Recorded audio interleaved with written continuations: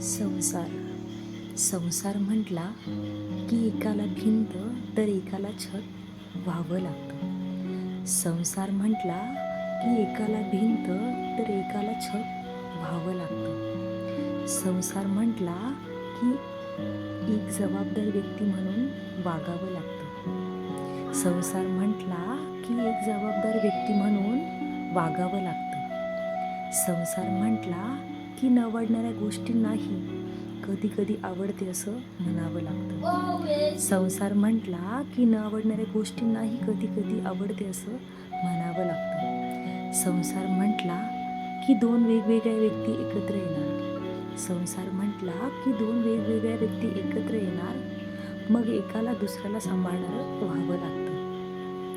संसार म्हटला की दोन वेगवेगळ्या व्यक्ती एकत्र येणार, मग एकाला दुसऱ्याला सांभाळणारं व्हावं लागतं. संसार म्हटला की एकाला भिंत तर एकाला छत व्हावं लागतं.